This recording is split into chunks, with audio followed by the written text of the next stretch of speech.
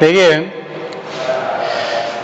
तुम्हारे BSc second year में thermodynamics एक बुक है और थर्मोडायनेमिक्स को अपन ऊष्मागतिकी कहते हैं। अब उसमें अपन यूनिट फर्स्ट में अपन क्या पढ़ेंगे? यदि ऊष्मागतिकी है, उत्क्रमणीय अभिक्रिया है और अनुत्क्रमणीय अभिक्रिया है। इसी प्रकार तुम्हारे इस टॉपिक में उत्क्रमणीय प्रक्रम और दूसरा है अनुत्क्रमणीय प्रक्रम। क्लियर? उत्क्रमणीय प्रक्रम और अनुत्क्रमणीय प्रक्रम का मतलब क्या होता है? आपने 12th तक पढ़ा होगा। इनका प्रक्रम तो बदल जाता है, लेकिन तुमने अभिक्रियाओं के बारे में पढ़ा होगा। जैसे उत्क्रमणीय अभिक्रिया होता है और अनुत्क्रमणीय अभिक्रिया होता है, ऐसे ही एज इट इज उत्क्रमणीय प्रक्रम होता है और अनुत्क्रमणीय प्रक्रम होता है। उत्क्रमणीय प्रक्रम क्या होता है कि उत्क्रमणीय अभिक्रिया यह होता है कि मतलब एक अवस्था से दूसरे अवस्था तक आना और दूसरी अवस्था से पहली अवस्था में जाना ही क्या कहलाता है? उत्क्रमणीय प्रक्रम कहलाता है। क्लियर? ऐसे ही तुमने अनुत्क्रमणीय अभिक्रिया के बारे में पढ़ा होगा, ऐसे ही अनुत्क्रमणीय प्रक्रम होता है। अनुत्क्रमणीय प्रक्रम क्या होता है कि पहली अवस्था से दूसरी अवस्था तक आना, लेकिन दूसरी अवस्था से पहली अवस्था तक न आना ही क्या कहलाता है? अनुत्क्रमणीय अभिक्रिया या अनुत्क्रमणीय प्रक्रम कहलाता है। लेकिन उत्क्रमणीय प्रक्रम के लिए कुछ शर्तें हैं कि वो प्रक्रम क्या होना चाहिए? धीमा होना चाहिए। लेकिन जो भी प्रक्रम तुमने लिया है, उत्क्रमणीय प्रक्रम लिया है, तो निकाय का ताप एवं दाब वातावरणीय ताप या दाब से अधिक या कम नहीं होना चाहिए। क्लियर बात? यह तो तुम्हारी दोनों बात हो गई, उत्क्रमणीय प्रक्रम और अनुत्क्रमणीय प्रक्रम की दोनों की बातें हो गई। क्लियर? कि उत्क्रमणीय प्रक्रम क्या होता है कि अवस्था ए से बी तक और बी से ए तक। क्लियर? और अनुत्क्रमणीय प्रक्रम का मतलब हो गया कि अवस्था ए से बी तक, लेकिन अवस्था बी से ए तक नहीं आ पहुंचता है। क्लियर? उत्क्रमणीय प्रक्रम क्या होता है कि अवस्था ए से बी तक तो पहुंच जाता है, लेकिन उनका प्रक्रम क्या होना चाहिए? धीमा होना चाहिए।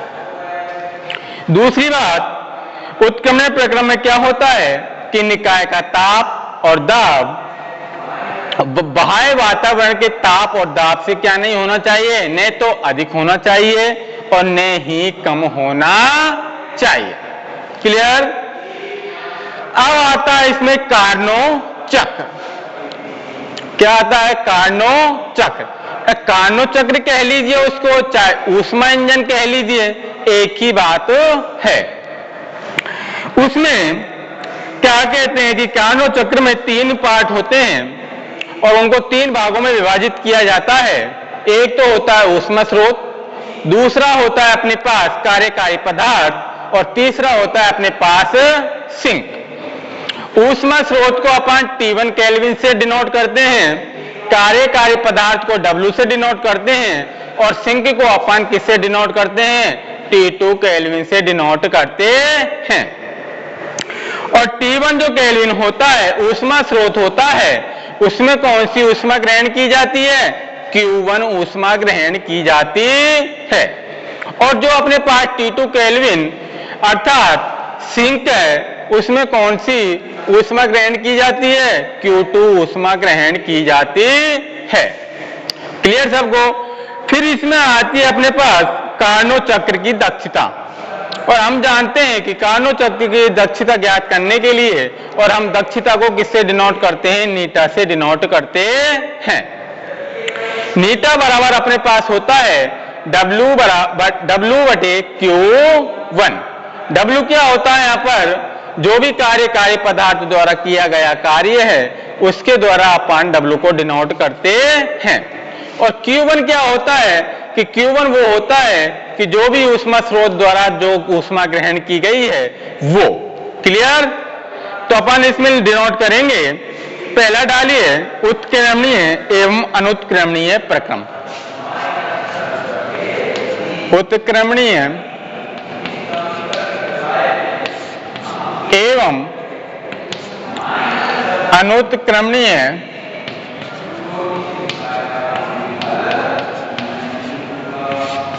प्रक्रम।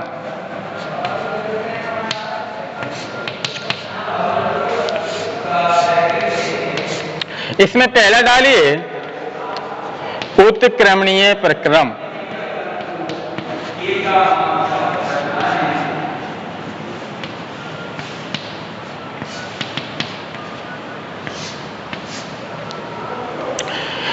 लिखिए, यदि कोई निकाय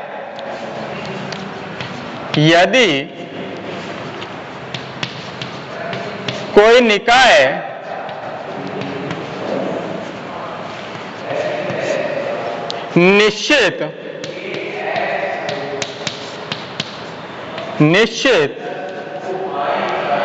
यदि कोई निकाय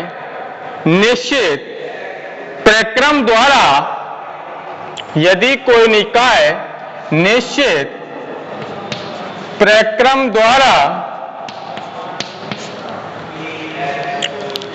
अवस्था A से B तक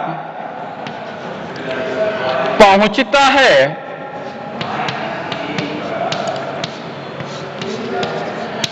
यदि कोई निकाय निश्चित प्रक्रम द्वारा अवस्था A से अवस्था B तक पहुंचता है, B पर पहुंचने के पश्चात B पर पहुंचने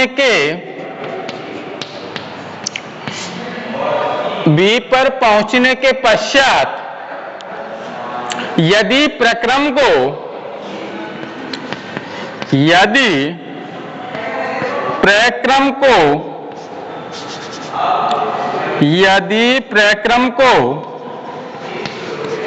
विपरीत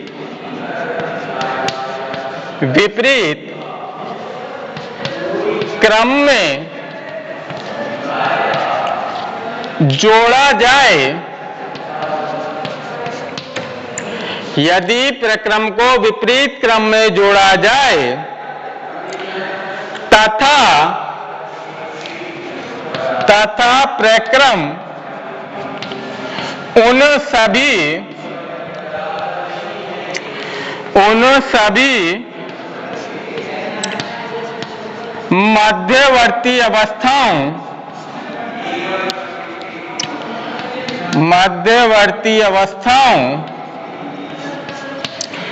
सभी मध्यवर्ती अवस्थाओं से गुजरे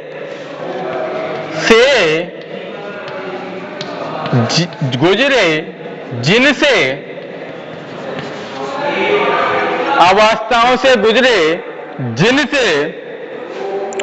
कि वह प्रत्यक्ष प्रक्रम में गुजरता था, जिनसे वो प्रत्यक्ष रूप से सभी मध्यवर्ती अवस्थाओं से गुजरे, जिनसे वो प्रत्यक्ष रूप से गुजरे। वो प्रक्रम उत्क्रमणीय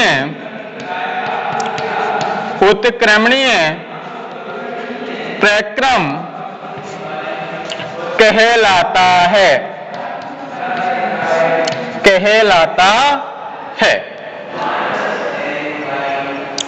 क्लियर? उत्क्रमण प्रक्रम की क्या परिभाषा हो गई? यदि कोई निकाय निश्चित प्रक्रम द्वारा अवस्था A से B तक पहुंचता है, B पर पहुंचने के पश्चात यदि प्रक्रम को विपरीत क्रम में जोड़ा जाए तथा प्रक्रम उन सभी मध्यवर्ती अवस्थाओं से गुजरे जिनसे वो प्रत्यक्ष रूप से गुजरे, वो प्रक्रम क्या कहलाता है? तो एज इट इज तुम्हारे उत्क्रमणीय अभिक्रिया जो होती है उसी प्रकार उत्क्रमणीय प्रक्रम होता है। अपन जैसे डिनोट करते हैं कि अवस्था A से B तक और अवस्था B से ए तक।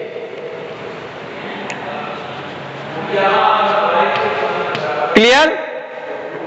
यही तुम्हारा क्या होता है, उत्क्रमणीय प्रक्रम होता है। डिनोट कर लिया सबने? कर लीजिए डिनोट। और डिनोट करने के बाद, नोट करने के पश्चात एक फिगर बनाइए इसका।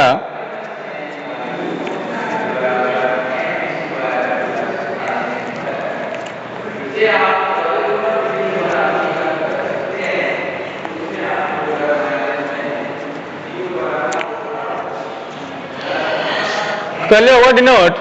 चलिए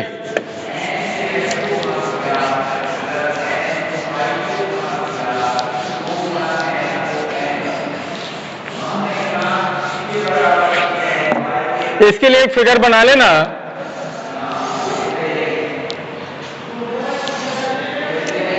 ये अवस्था बी होती है और ये ए। क्लियर? बना लो।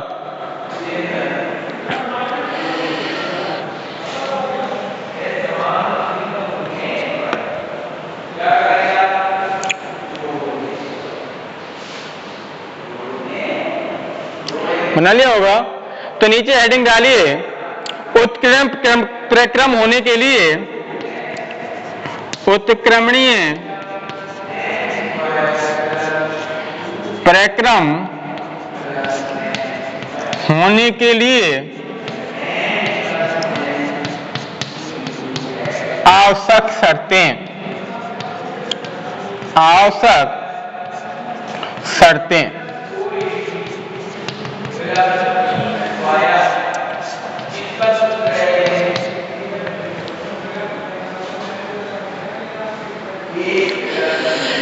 उत्क्रमण प्रक्रम होने के लिए जो शर्तें हैं तुम्हारे पास, एक तो क्या होना चाहिए, उत्क्रमण प्रक्रम क्या होना चाहिए, बहुत धीमा होना चाहिए। और दूसरी जो शर्तें हैं वो ये है कि निकाय का ताप एवं दाब, ताप को किससे डिनोट करते हैं, टी से, दाब को किससे डिनोट करते हैं, पी से।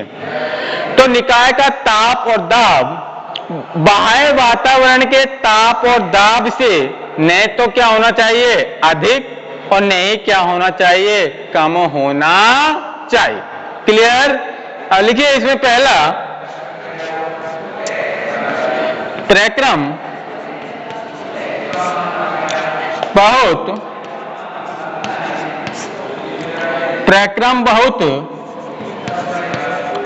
धीमा होना चाहिए। प्रक्रम बहुत धीमा होना चाहिए। क्लियर? यहां तक डिनोट कर लिया आपने सभी ने?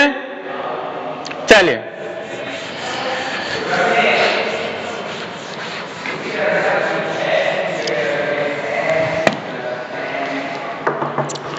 दूसरी बात है कि निकाय का ताप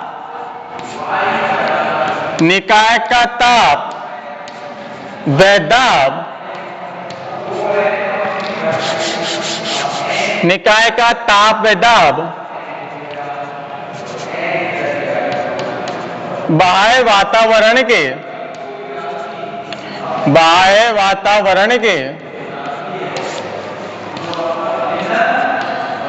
ताप व दाब की तुलना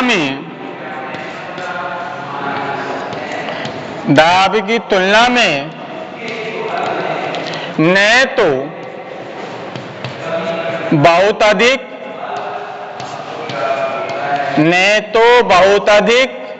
और न ही बहुत कम होना चाहिए।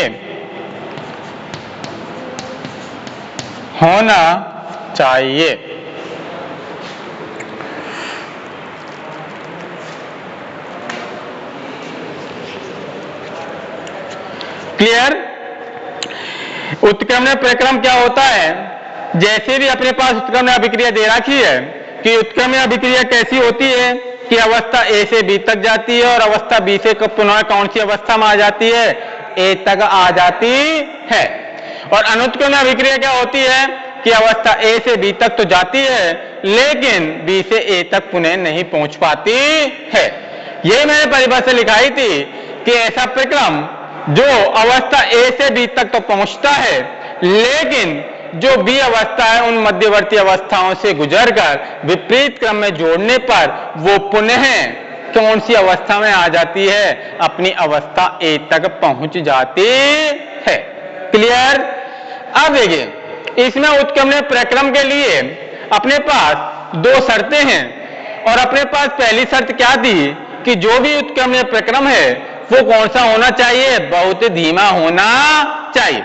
और दूसरी शर्त यह है कि निकाय का ताप और दाब बाह्य वातावरण के ताप और दाब से न तो अधिक होना चाहिए और न ही क्या होना चाहिए, कम होना चाहिए। क्लियर।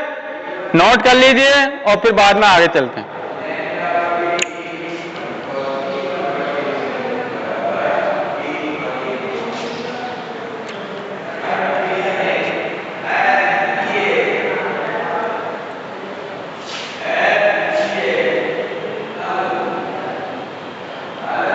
कर लिया गो नोट। चलिए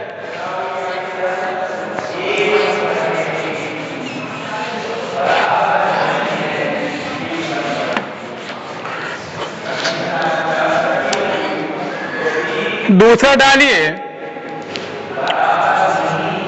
अनुत्क्रमणीय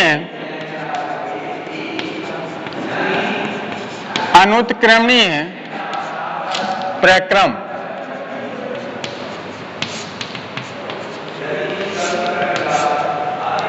अनुत्क्रमणीय प्रक्रम लिखिए ऐसा प्रक्रम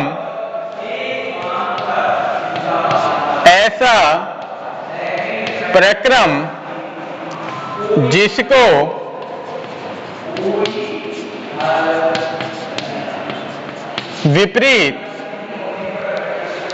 विपरीत क्रम में जोड़ा जाए, ऐसा प्रक्रम जिसको विपरीत क्रम में जोड़ा जाए तथा निकाय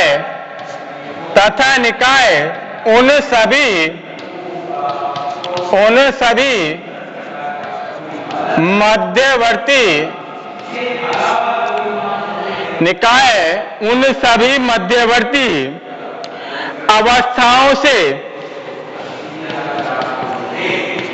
अवस्थाओं से नहीं गुजरता हो, निकाय उन सभी मध्यवर्ती अवस्थाओं से नहीं गुजरता हो जिनसे कि वह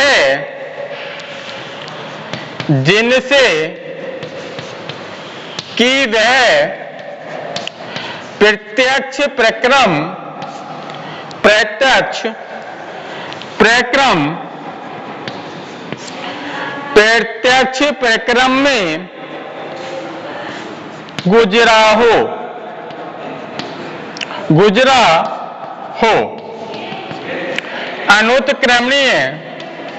में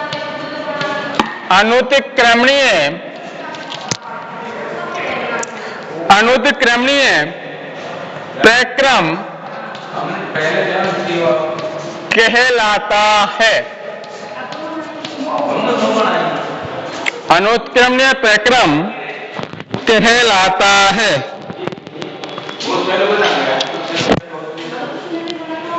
क्या लिखा है अनुत्क्रमणीय प्रक्रम की परिभाषा कि ऐसा प्रक्रम जिसको विपरीत क्रम में जोड़ा जाए तथा निकाय उन सभी मध्यवर्ती अवस्थाओं से नहीं गुजरता हो जिनसे कि वह प्रक्रम में गुजरा हो, अनुत्क्रमणीय प्रक्रम कहलाता है। इसका मतलब क्या हुआ कि अवस्था ए से और अवस्था बी तक पहुंचता है उसे क्या कहते हैं, उत्क्रमणीय। लेकिन अवस्था ए से बी तक, लेकिन अवस्था बी से ए तक नहीं पहुंचता है। क्यों? क्योंकि प्रत्यक्ष रूप से वो नहीं गुजरता है। इसलिए अपन इस प्रक्रम को क्या कहेंगे? अनुत्क्रमणीय प्रक्रम कहेंगे। इसके लिए एक फिगर बना लेना।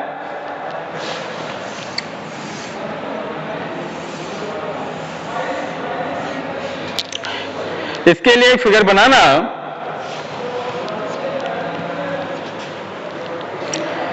ए और